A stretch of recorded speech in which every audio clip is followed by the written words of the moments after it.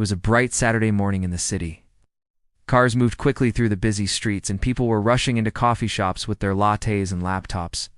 Among the crowd was a little boy named Daniel, no more than 10 years old, standing on the corner of a busy intersection. Daniel wasn't carrying a backpack full of school books like other kids his age. Instead, he carried a small bundle of tissue packets. His shoes were torn, the soles nearly falling apart, and the laces mismatched. But despite his worn-out appearance, his eyes were full of hope. He stood quietly, waiting for the right moment to approach someone. Then a luxury black car, a brand-new Mercedes, pulled up near the traffic light. The windows were tinted, the tires gleamed, and Daniel saw his chance. He walked up to the car window, holding up a packet of tissues with his small hands. "Sir, would you like to buy one? Just $1?" The man inside lowered the window. He was in his late 40s, wearing a neat suit, clearly successful. For a moment he looked at the child, then at the tissues. Instead of buying one, he reached out, took the entire stack, and placed a $10 bill in Daniel's hand. Daniel's eyes widened. $10 felt like a treasure. He smiled so wide that his dimples showed and said, "Thank you, sir. Thank you so much." The light turned green, and the car drove away, but the warmth of that gesture stayed with him. Instead of rushing home, Daniel walked straight into the nearby shoe store. The glass windows sparkled with rows of polished sneakers, leather boots, and shiny dress shoes. For a moment, he pressed his small hands against the glass, stalingly at a pair of brown sneakers displayed in the center. Inside, he stepped carefully, almost afraid the store wasn't meant for kids like him. The smell of new leather filled the air. He bent down to read the price tag, $100. His heart sank. All he had was $10. Daniel sat on a bench in the corner, holding his old shoes in his hands. The sole was split, and tiny holes peeked through. Whispered to himself, maybe one day. Meanwhile, the same man in the Mercedes, his name was Mr. Carter, happened to glance back through the glass window as he walked by.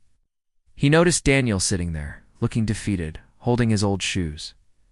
Mr. Carter paused. He remembered being young, walking everywhere with shoes that barely fit.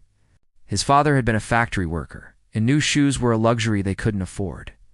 That memory tugged at him. So, instead of walking away, Mr. Carter quietly stepped into the store. He spoke to the shop owner, shook his hand, and after a brief conversation, slipped something into his palm. Then, without saying a word to Daniel, he left. A few minutes later, the shop owner came out, carrying a large piece of paper. He taped it on the window. It read, "Special feast offer. Any pair of shoes? Just $10. Today only." Daniel's eyes grew wide. He jumped from the bench and ran to the counter. "Sir, is this real?" he asked breathlessly. Shop owner smiled warmly. "Yes, young man. Go ahead, choose whichever pair you like." Daniel's heart raced as he walked back to the brown sneakers he had admired. He picked them up carefully, almost afraid they might vanish. At the counter, he placed the shoes in his crumpled $10 bill. "These, please." The shopkeeper bagged them with a gentle smile. "They're yours." When Daniel stepped outside, the city felt different. The ground felt softer under his feet, the air lighter.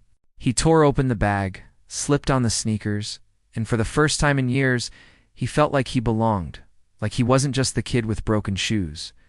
He walked down the street with pride, looking at his reflection in every shiny window he passed. Couldn't stop smiling. Behind him, the shop owner quietly removed the sign from the window and returned the prices to normal. The offer was gone, as if it had never existed. Daniel never knew the man who made it possible. He never learned that Mr. Carter had quietly paid the difference, so that the boy could walk away with dignity, without feeling like it was charity. But that day stayed with Daniel forever. Not just because of the shoes, but because someone saw him. Someone cared enough to make a difference without asking for recognition. The moral of the story is simple. Kindness doesn't always come in grand gestures. Sometimes it's in the quiet decisions, the unseen sacrifices, the thoughtful actions that change someone's day, or even their life.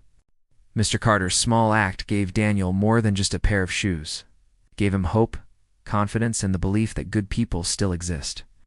And maybe years later, when Daniel becomes a man, he too will pass on that same kindness to another child in need.